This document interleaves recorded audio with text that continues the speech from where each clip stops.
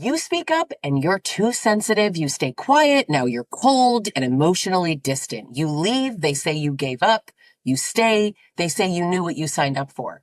If it has ever felt like there was just no right move, like you're wrong no matter what, that's actually not a failure in communication. It's a setup. And in this video, we're going to break it down.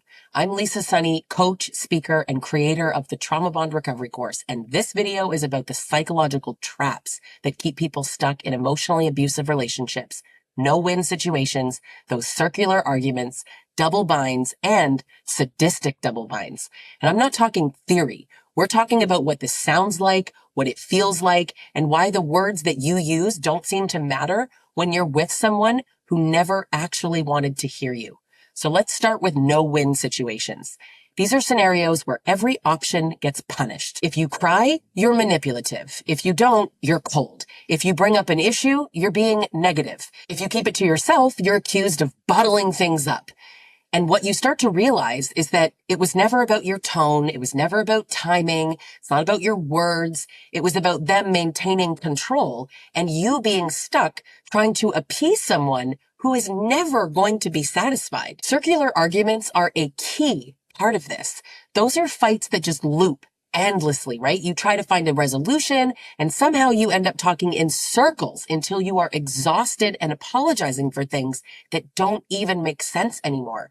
I want to give you a really common example.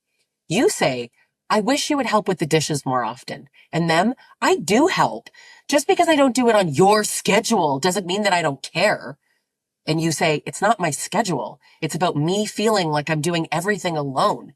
And they say, you always make me out to be the bad guy, no matter what I do. Nothing is ever good enough for you. Well, now the conversation isn't even about dishes anymore. It's about you being ungrateful, too critical, too demanding. And you feel like you're losing your mind trying to explain something basic. You weren't attacking them. You were literally expressing a need, but they twisted it into a personal attack. And now you're defending yourself instead of solving the actual problem. This is what it sounds like when someone doesn't even want to understand you. And more importantly, they don't even care to understand you. The purpose of that conversation was never to create a solution. It was to beat you down until you give up. And it works because these loops are maddening. You walk away exhausted and full of doubt and still stuck with the damn dishes. And the worst part, they're calm. They're so calm, right? Always. You're spiraling. They're collected, detached, in control, and it makes you question your own emotional stability when actually it's the lack of empathy on their part that should be alarming. Okay, let's move to double binds. This is where you're given two options and both get punished. He might say something like, I want you to be honest with me. And you say, okay, I really feel like you've been distant lately and it hurts me. Okay, the mood is now going to shift. They're going to snap back. I can't do anything right. Nothing I ever do is good enough for you. You try to explain, oh, that's not what I meant. I just wanted to talk to you about how I'm feeling. They're going to walk away, go silent, tell you that you're emotionally exhausting, yell at you, whatever. You were told to be honest. You were honest, and it backfired. They might say, I want you to have your own life. I don't want to control you. So you make plans with friends. You set some boundaries. You make a decision without checking in. Well, now you're selfish, right? Now you don't even care about this relationship. This doesn't feel like a partnership. Now you're defending your right to make normal adult decisions. You're spiraling out with guilt and confusion. You're wondering how you being even remotely independent is suddenly a betrayal. And the thoughts start creeping in like, maybe I should have just told him first. Maybe I am being selfish. Maybe I should have just said it differently. You start to think that maybe you're the problem because nothing ever lands with him the right way. Here's another one. I want a strong woman, but the second you stand your ground or say no, you're aggressive, you're ungrateful, you're so hard to love. These double binds are emotional traps.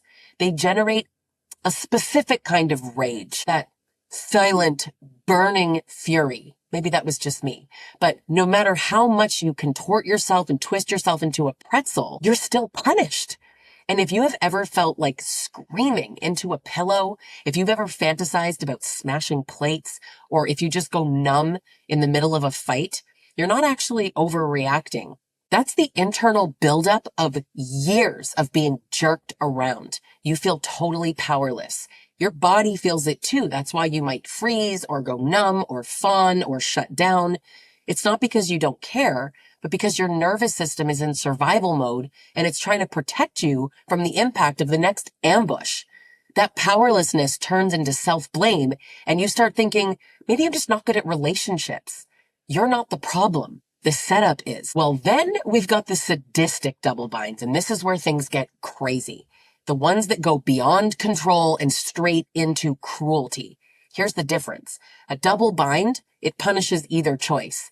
A sadistic double bind enjoys punishing either choice. There's that glee, that satisfaction, right? You're suffering and you get the little smirk, the little twinkle in the eyes. It can be subtle, not always though. Sometimes it's obvious. But it's not just about control anymore. It's actually about dominance. And I know that a lot of people kind of like shy away from using the word sadistic. It feels too harsh, maybe. Tell me in the comment section what you think of that word. It's too extreme, maybe. But if someone creates traps that exist specifically to watch you suffer, if they create all these damned if you do scenarios only to watch you beg or cry or rage or shut down, that's sadism. Not every narcissist or abusive partner is sadistic. Many are, not all. Now, a sadistic double bind looks like this. Don't come to the event. I want space. You don't go. Well, then later, wow, you didn't even show up. You clearly don't even care. You were given a directive, you respected it, and you were still punished. Another one, just be honest. I just want to know what you're really thinking. They lash out, they withhold affection, they use it against you in the next fight. Could be like, you never want spicy time, right? So you initiate and they roll their eyes, or they accuse you of doing it out of guilt. Or worse, they reject you coldly. And then later, wow, now you're trying too hard, right? You don't even really want it. You're faking. Maybe there's some truth to that. Maybe you did push yourself to initiate because you're afraid that they'd use the rejection later against you. But that's not the point.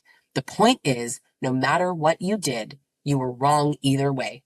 Sometimes when you're in an abusive relationship with someone who's narcissistic or just abusive in general, you really just need to accept you're wrong. You're just wrong all the time. The trap here is designed not just to confuse you, to hurt you repeatedly. It's sick. It's sadistic. It's real. That whole back and forth where your brain is trying to make two opposite realities true at the same time, that's cognitive dissonance. It is one of the most disorienting parts of being in an abusive relationship because you start to believe that both things can be true, right? They love you, they hurt you, that it's normal, but it's killing you. And this is what it looks like when someone doesn't want to understand you and doesn't care to. Here's what happens when you finally start to see it. You stop trying to win, right? You say to yourself, like, this is a no-win situation. This is a loop. This isn't a relationship. It's a power struggle. Now, there's no point in actually saying this to them, because frankly, that's just another loop. People always ask, well, how do I shut this down? How do I stop this argument? But the only answer is that you don't participate. You say, I'm not having this conversation. You walk away, you hang up, go silent. But the next thing that happens, they're going to accuse you of abuse, right? You're silent, you're stonewalling. You're emotionally unavailable. You are refusing to engage in no-win arguments. That accusation that your silence is the real problem, that's just bait. It's meant to suck you right back into that loop. It's meant to make you defend yourself, right? I'm not stonewalling. I just needed space. And you're back in. So don't defend the boundary. Just hold it. Remember once I was in a park with my abuser. We were meant to be there sort of like reconnecting, having a date. He freaked out. We went to the car. I was trying to leave and I said, get in the car. And then he was like, no, leave me here, leave, screaming in a parking lot. Literally everybody's looking at us. I was like, are you sure? I don't think I should leave you here. Get in the car, get in the car. He's like, leave, screaming. I was mortified. So I left. I abandoned him in a park. I left him. How could I possibly do that after he demanded repeatedly? I waited like 20 minutes before I actually left. That's a sadistic double bind. If this video resonated with you, drop a comment, click subscribe. I make videos that name abuse for what it is. And don't forget to check out my podcast, Real Talk with Lisa Sonni, Relationships Uncensored. No matter how long you've been stuck in these games, you can walk away. You don't have to explain your pain and what's going on to someone who just enjoys it. You don't have to justify your boundaries to somebody who only wants to break them. You are not the problem. You are being set up. You get to stop playing. You don't owe them one more conversation, one more explanation, or one more chance to someone who made you feel like nothing you ever did was enough.